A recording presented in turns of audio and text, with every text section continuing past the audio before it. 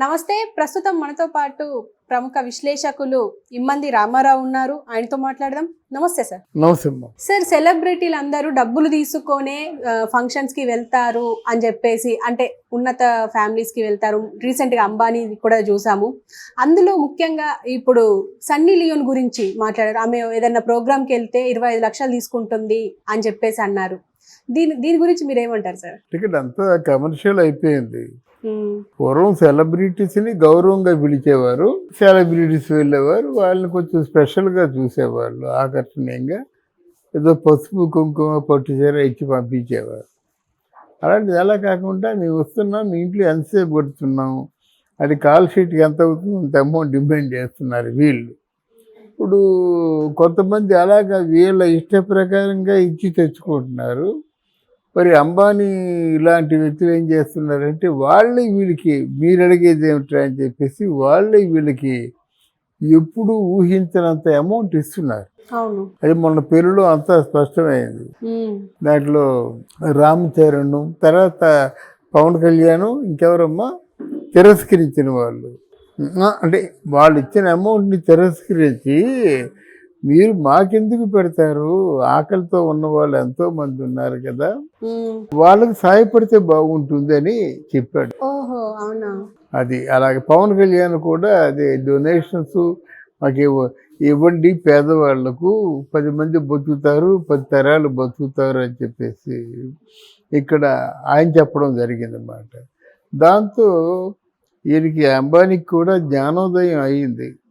అయిన తర్వాత నా కళ్ళు తెరిపించారు, ఇక ముందు నేను ఏదైనా కార్యక్రమాలు చేస్తే మీరు చెప్పిన ప్రకారంగానే చేస్తాను అని చెప్పి కొంచెం కళ్ళు తెరుచుకున్నాడు అన్నమాట. సన్నీ లియో అనే ఆర్టిస్టు తను కొంచెం స్ట్రైట్ ఫార్వర్డ్ ఆర్టిస్టు. తర్వాత తనకున్నటువంటి స్వతంత్ర భావాలు తనకున్నాయి. ఆవిడ విషయంలో ఎలా నటిస్తుందా, నేకుడుగా నటిస్తుందా, ఆఫ్ నేకుడుగా నటిస్తుందా, ఫారెన్లో నటిస్తుందా అంటే ఆవిడ ఇష్టం, అది నా ఇష్టం అని చెప్పింది, పబ్లిక్గా చెప్పి మనగలుగుతుంది అన్నమాట. ఏదైనా ఎవరైనా వచ్చినట్టయితే మిగతా వాళ్ళకంటే ఈవిడ ఎక్కువ ఆకర్షణీయంగా నిలబడుతుంది. మిగతా వాళ్ళు ఆఫ్ నేకుడుగా కనిపించారు కదా, ఎంత డబ్బు ఇచ్చినా ఈవిడ కనిపిస్తుంది. దానికి ఇంత అమౌంట్ కావాలని అడుగుతుంది అన్నమాట. అందువల్ల ఈరోజు ఒక ఫ్యాషన్ అయిపోయింది. ఒక అబోవ్ మిడిల్ క్లాస్ ఇంటి వాళ్ళు పెళ్లి చేసుకుంటున్నప్పుడు కూడా జబర్దస్త్ని పిలిచేస్తున్నారు. జబర్దస్త్ టీంకి ఎంత అవుతుంది అని చెప్పి వాళ్ళ చేత ఈవెంట్ చేయిస్తున్నారు అన్నమాట. అదో ప్రత్యేక, అంతకుముందు ఆర్కెస్ట్రాలని పిలిచేవాళ్ళు పాటలు పాడడానికి, ఇప్పుడు ఇలా ఆర్టిస్టులను పిలుస్తున్నారు అన్నమాట. ఏదో స్కిట్ వేయడం, ఏదో వినోదపరచడం, ఏదో అందరికి కూడా వచ్చిన అంటే బంధువులు వీళ్ళందరూ ఆకర్షణీయంగా కనిపించి ఆనందంగా ఉండడం కోసం చేసే ప్రయత్నమే ఇది. అంటే ఇప్పుడు ఆర్జీవి గారు ఇలా మాట్లాడడం కరెక్టే అంటారా? అంటే ఆర్టిస్టులు ఇట్లా తీసుకొని వెళ్తారు అని చెప్పేసి అనడం. ఈవెన్ ఒకప్పుడు అక్కినేని నాగార్జున కూడా అన్నారు, డబ్బులు తీసుకొనే వెళ్తారు అని చెప్పేసి. అంతేనమ్మా, కరెక్టేనమ్మా. ఈరోజు అంతా కమర్షియల్ అయిపోతుంది కదా. ఇప్పుడు ఈరోజు అందులో తప్పే ఉంది, ఆర్జీ అంటే అందులో తప్పు లేదు. ఎందుకంటే ఎవరైనా ఇండస్ట్రీలో బతుకుతున్నారంటే ఇప్పుడు మీకు ఎంతకాలం డిమాండ్ ఉంటే అంతకాలం పిలుస్తారు కదా. డిమాండ్ తగ్గిపోయింది. ఇప్పుడు ఆయన పేరు ఏం పేరు, షకీలాని పిలుస్తారా ఎవరైనా? పిలవరు కదమ్మా. అన్నపూర్ణని పిలుస్తారా ఎవరైనా? రమాపురంని పిలుస్తారా? అంటే ఎగ్జాంపుల్ చెప్తున్నాను నేను.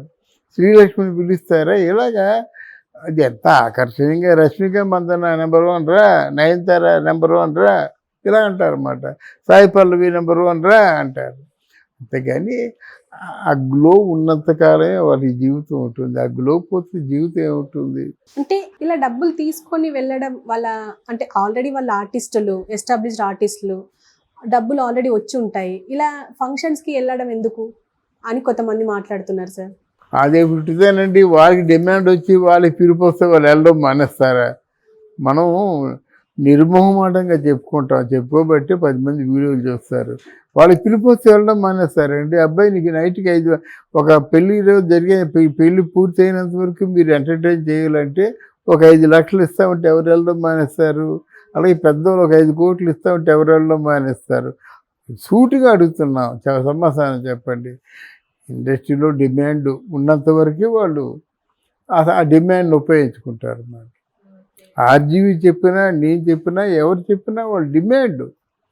అప్పుడు మీరే ఉన్నారమ్మా, ఒక ఈవెంట్ని మీరు ప్రజెంట్ చేయాలమ్మా అని చెప్తారు, మీ డిమాండ్ ఏదో చెప్తారు, వాళ్ళు ఇచ్చేది ఏదో చెప్తారు, మీ టార్గెట్ ఏదో పెట్టుకుంటారు. మీ టార్గెట్ని వాళ్ళు రీచ్ అయినట్టు మీరు వెళ్ళవలసిన అవసరం ఉంది కదా.